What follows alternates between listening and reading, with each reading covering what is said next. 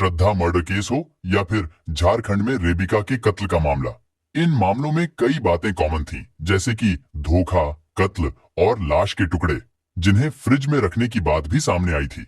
लेकिन असम से दोहरे कत्ल का एक ऐसा मामला सामने आया जिसने पुलिस समेत सभी के होश उड़ा दिए थे। इस मामले में जहां बेरहमी की हदें पार कर दी गई थीं, वहीं ये मामला दो राज्यों का बन गया था। तो आखिर क्या है ये पूरा मामला? आइए जानते हैं सिलसिलेवार तरीके से इस वीडियो में। 29 अगस्त 2022 असम के गुवाहाटी के पुलिस थाने में वंदना नाम की एक महिला पहुंचती है। वो महिला बहुत परेशान और उदास थी। उसने पुलिस को बताया कि उसका पति अमरज्योति डे और उसकी सास शंकरी डे अचानक से कहीं गायब हो गए हैं। उसने उन दोनों को काफी तलाश की, लेकिन वो मिल नहीं रहे हैं। पुलिस को ये बात बताते हुए वो महिला रोने लगी। फिर पुलिस ने उसकी शिकायत सुनने के बाद उसे मदद का भरोसा दिया और कहा कि वे जल्द ही उसके पति और सास को ढूंढ निकालेंगे। जिसके बाद पुलिस ने शिकायत दर्ज कर मामले की गंभीरता को समझते हुए छानबीन शुरू कर दी।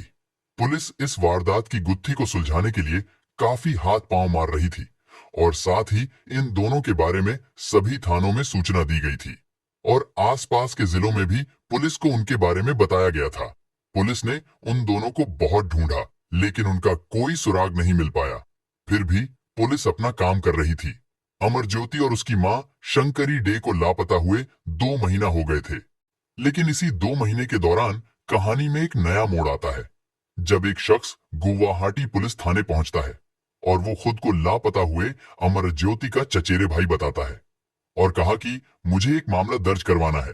मामला तो गुमशुदगी का ही था, लेकिन मामला दर्ज करवाने के साथ साथ अमरज्योति की पत्नी वंदना पर शक जाहिर करता है और पुलिस को यह भी बताता है कि लापता हुए शंकरी डे के बैंक खाते से कुछ दिन पहले पैसा निकाले गए थे। अब पुलिस के पास एक ही मामले की 2 शिकायतें दर्ज थीं, लेकिन दोनों ही शिकायतों में एक फर्क था। वो ये कि नई शिकायत में पहली शिकायत दर्ज कराने वाली वंदना पर ही शक जाहिर किया था। अमरज्योति के चचेरे भाई ने वंदना पर शक इसलिए किया था क्योंकि वंदना ने अपनी सास यानी शंकरी डे के खाते से पैसे निकाले थे।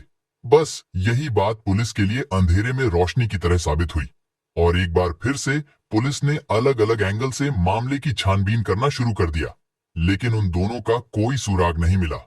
और 14 फरवरी 2023 को वंदना एक बार फिर से पुलिस थाने पहुंचती है और अपने पति और सास के बारे में पूछती है, लेकिन पुलिस ने उसे जांच जारी होने की बात कहकर वहां से उसे घर भेज दिया।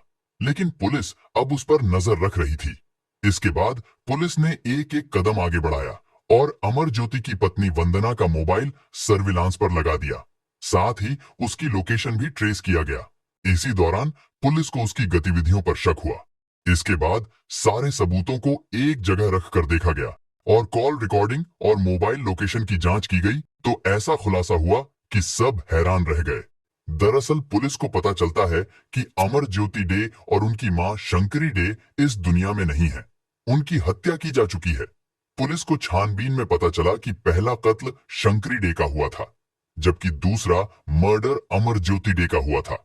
ये दोनों कत्ल की वारदात गुवाहाटी के चांदमारी और नरेंगी इलाकों में अलग अलग जगहों पर अंजाम दी गई थीं। पुलिस ने इस मामले की जांच को आगे बढ़ाते हुए करीब 7 महीने बाद जब कातिल का खुलासा किया, तो हर कोई हैरान रह गया। अमरज्योति डे और उनकी मां शंकरी डे का कातिल कोई और नहीं बल्कि उनकी बहू वंदना ही थी, जिसने अपने प्रेमी और एक दोस्त के साथ मिलकर इस सनसनीखेज वारदात को अंजाम दिया था। जिसके बाद फरवरी 2023 में वंदना और उसके एक दोस्त को गुवाहाटी पुलिस गिरफ्तार कर लेती है। अब बारी थी तीसरे किरदार की, तो उसे भी पुलिस ने तिनसुकिया जिले से गिरफ्तार कर लिया। और जब पुलिस ने तीनों से पूछा, तो ऐसी खूनी साजिश निकलकर सामने आई जिसे जानकर सब हैरान रह गए। दरअसल वंदना और अमरज्योति एक दूसरे से प्यार करते थे और करीब 12 साल पहले वंदना और अमरज्योति ने अपने परिवार वालों की मर्जी के खिलाफ जाकर शादी की थी। हालांकि बाद में वंदना की सास यानी शंकरी डे अपनी बहू और इस शादी को स्वीकार कर लिया था। और यही नहीं, शंकरी अपने बेटे और बहू को रुपए पैसों से भी मदद करती थी। लेकिन बाद में अमरज्योति और वंदना के बीच झगड़ा होने लगा। अक्सर दोनों किसी न किसी बात पर झगड़ते रहते थे। घर में विवाद और झगड़े की वजह से वंदना काफी परेशान रहने लगी थी और इसी वजह से उसने जिम में नौकरी करना शुरू कर दिया था। वहां पर वो फिटनेस ट्रेनर के तौर पर काम करती थी। शुरुआत में तो उसकी सास यानी शंकरी डे ने उसका साथ दिया, लेकिन ये सब ज्यादा दिनों तक नहीं चल पाया और अचानक से शंकरी डे बदल गई और वो बहू को सपोर्ट करने की बजाय पीछे हट गई और यहीं से वंदना और उसकी सास के रिश्ते में खटास आ गई थी। लेकिन वंदना के मन में कुछ और ही चल रहा था। वो अपनी सास और पति को रास्ते से हटाने का मन बना चुकी थी। उसके दिलो दिमाग में रात दिन बस यही चल रहा था कि कैसे भी करके इन दोनों को रास्ते से हटाया जाए। उसे इस बात का भी एहसास था कि ये काम अकेले करना मुमकिन नहीं है। लिहाजा वंदना ने अपने दो दोस्तों को अपनी सारी कहानी सुनाई और उन्हें भी अपने खौफनाक प्लान में शामिल कर लिया। और अब बस उसे सही मौके की तलाश थी। 26 जुलाई 2022 उस दिन दोपहर का वक्त था और अमरज्योति किसी काम से बाहर गया हुआ था। घर में शंकरी और उनकी बहू वंदना अकेली थी।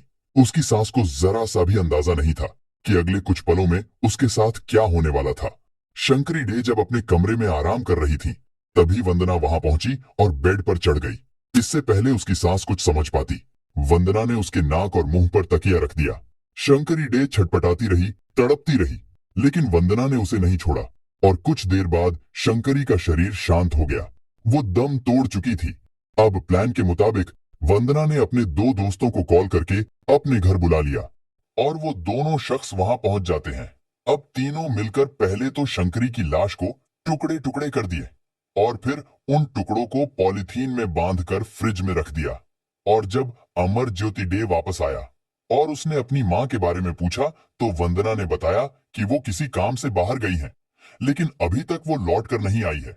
इसके बाद वो अपने पति के साथ मिलकर शंकरी डे को तलाश करने का नाटक करती रही। अब वंदना को उस मौके का इंतजार था जब वो अपने पति को रास्ते से हटा सके।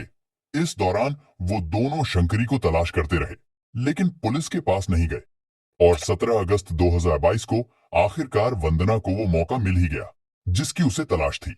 उस दिन अमरज्योति और वंदना नरेंगी के एक फ्लैट पर आए हुए थे और वो दोनों वहां पर अकेले थे, जिसके बाद वंदना ने अपने दोनों दोस्तों को फोन करके वहीं बुला लिया। अब मौका मिलते ही वंदना ने अपने दोनों दोस्तों के साथ मिलकर अमरज्योति पर एक रॉड से हमला कर देते हैं। उन तीनों ने अमरज्योति पर इतने वार किए कि उसकी वहीं पर मौत हो गई। अब तीनों ने मिलकर शंकरी की तरह ही अमरज्योति की लाश को भी टुकड़े टुकड़े कर दिए और फिर उन टुकड़ों को पॉलिथीन में पैक कर लिया। सास शंकरी डे और पति अमरज्योति डे का कत्ल तो हो चुका था, लेकिन अब उनकी लाश को, या यूं कहें कि लाश के टुकड़ों को ठिकाने लगाने की चुनौती वंदना के सामने थी। लिहाजा उन तीनों ने तय किया कि लाश के टुकड़े को असम में नहीं बल्कि पड़ोसी राज्य मेघालय में ठिकाने लगाना सही होगा। और इसी प्लान के तहत लाश के टुकड़ों को पॉलीथिन में रखा और फिर उन्हें 2 बैग में भरकर वे तीनों बॉर्डर की तरफ निकल पड़े। फिर मेघालय की सरहद में दाखिल होने के बाद पहाड़ी वाले जगह पर खड़े होकर लाश के टुकड़ों से भरे बैग्स को अलग अलग खाइयों में फेंक दिया और इसके बाद वो तीनों वापस लौट आए। साथ ही पुलिस की पूछताछ में वंदना ने यह भी बताया कि उसका पति हमेशा नशा करता था और उसकी कई लड़कियों के साथ संबंध भी था। इन सब की वजह से ही उन दोनों के बीच आए दिन झगड़े हुआ करते थे। पूछताछ के बाद गुवाहाटी पुलिस तीनों को पड़ोसी राज्य के उन ठिकानों पर ले गई जहां उन्होंने शंकरी डे और अमरज्योति की लाश के टुकड़े को फेंक दिया था। इस काम के लिए मेघालय पुलिस की भी मदद ली गई और सबसे पहले चेरापूंजी के पास खासी हिल्स से शंकरी डे की लाश के टुकड़े बरामद किए गए। इसके बाद दूसरी जगह से अमरज्योति की लाश के टुकड़े भी पुलिस ने बरामद कर लिए। पुलिस इस केस की छानबीन के दौरान वंदना और धंती के मोबाइल फोन और लाश के टुकड़ों को ले जाने वाली कार और दोनों मरने वाले के एटीएम कार्ड और साथ ही फटे हुए कपड़े और एक कंबल भी बरामद किए। ये वही कंबल था जिसमें शंकरी डे की लाश को लपेटकर ले जाया गया था, जिसके बाद ये सभी बरामद हुए सामान को फॉरेंसिक जांच के लिए भेज दिया गया। पुलिस इस केस की खुलासा करने के बाद वंदना और उसके 2 दोस्तों को अदालत में पेश किया गया, जहां उन्हें जेल भेज दिया गया। तो दोस्तों, आज की कहानी यहीं पर खत्म करते हैं और साथ ही क्राइम की दुनिया से जुड़ी ऐसी ही कहानियों के लिए हिंदी क्राइम टीवी चैनल को सब्सक्राइब कर बेल आइकन जरूर दबा लें। मिलते हैं एक और सच्ची कहानी के साथ।